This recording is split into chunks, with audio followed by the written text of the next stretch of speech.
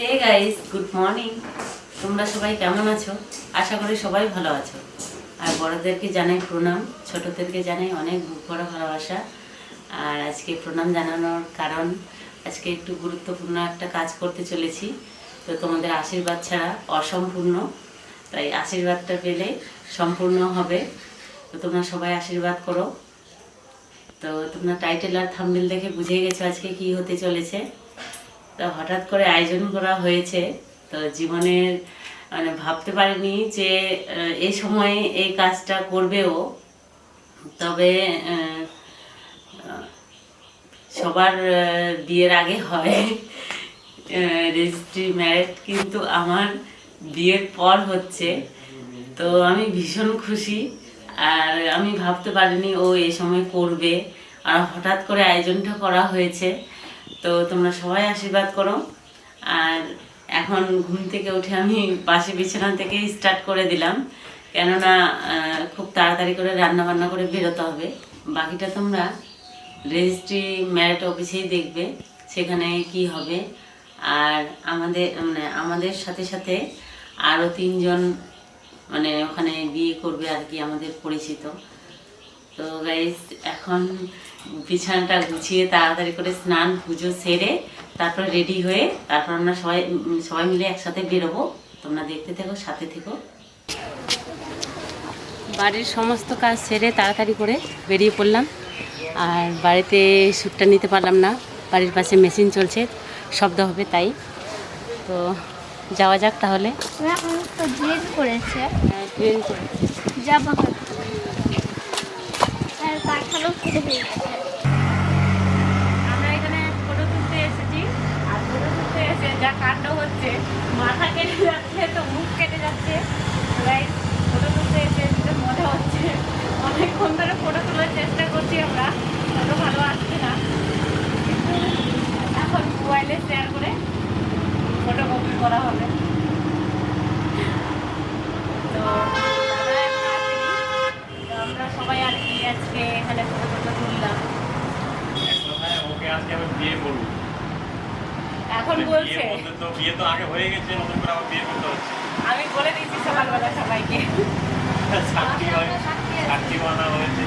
বিয়ে খাওয়া দাওয়া আইটেম কি হবে?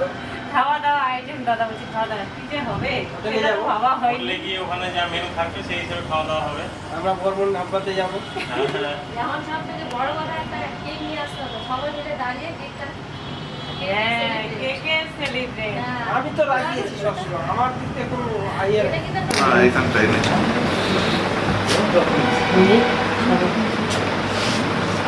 যখন ঠিক টাইমছি বুঝলি।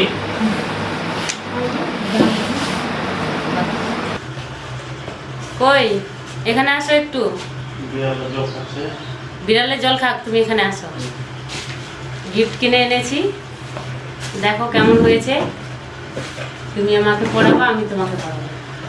তো গাইস, এখানে গিফট আছে, আর গিফটটা কি উপলক্ষে সেটাও বলবো। অ্যাকচুয়ালি আমরা আজকে রেজিস্ট্রি বিয়ের জন্য অ্যাপ্লাই করে আসলাম। 15 দিন পর ম্যারেজ অফিসারের সামনে সাক্ষীর সামনে আমরা আবার বিয়ে করছি। আমাদের বিয়ে হচ্ছে আইনতভাবে আবার আমাদের বিয়ে। রেজিস্ট্রি ম্যারেজ হচ্ছে আমাদের এখন। তো হ্যাঁ, এটা তোমার জন্য কিনেছি। তো গাইস, এটা ওর জন্য আমি কিনেছি গিফট। দেখো কেমন হয়েছে। তোমার তো দেখাও। এটা ঘড়ি মহিদের খুব পছন্দ। হ্যাঁ বাবা, এটা মাকে দিলাম। তোমার জন্য একটা এনে দেবো আমি তোমাকেও, ঠিক আছে? নেবো না? তো এটা ওর জন্য, এটা আমার জন্য। কোনটা ও পছন্দ? স্মার্ট ওয়াচ নিবে না, পছন্দ না, ঠিক আছে? তাই এটা ওর জন্য চেনবালা এনেছি। তো ঘড়িটা ভালো লাগছে তো? First class. কালকেও পছন্দ করে দিয়েছি এটা। না, বাবাকে পরিয়ে দে, খোলো।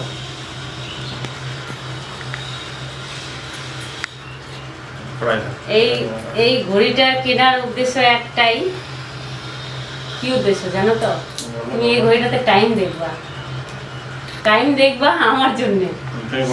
সারাদিনে যতক্ষণ তুমি অফিসে থাকো, তারপরে টাইম 3টা পার হয়ে গেলে 4টার দিকে মানে বাড়িতে আসার আর কি চেষ্টা করবো, কিন্তু হয় না সবসময়। তো আর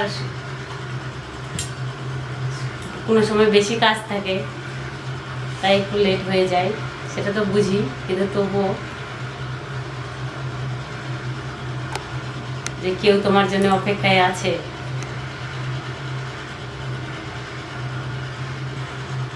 কেমন লাগছে দেখি হাতটা? সেই লাগছে ম্যাডাম। তুমি তো নিলে না, না, আমি ওকে নেবো কিনে না, আমি দিতে নেবো। চাইলাম না, ও নিবে না, ওর এগুলো পছন্দ। তো এগুলোর মধ্যে এটাই আমাকে বেশি ভালো লেগেছে, তাই আমি ওকে এটাই চয়েস করে দিয়েছি। তো আমাদেরকে সবাই আশীর্বাদ করো, বড়দেরকে প্রণাম জানাই, ছোটদেরকে অনেক বড় ভালোবাসা। তো আজকের ভিডিওটা আমরা এখানেই শেষ করছি, তোমাদেরকে এইটুকু শেয়ার করার ছিল। তো সব কিছু তো একটু একটু করে শেয়ার করি, তাই করলাম। আর যেদিন কি যেন অফিসে যেতে হবে আমার, না সেদিন একটু দেখি যদি সেদিন মানে সবাই মানে সেজে গুজে একটু ভিডিও সেই রোমান্টিক হবে আর কি, ইচ্ছে আছে, দেখি কি হয়। টাটা। চলে গেল অফিসেও।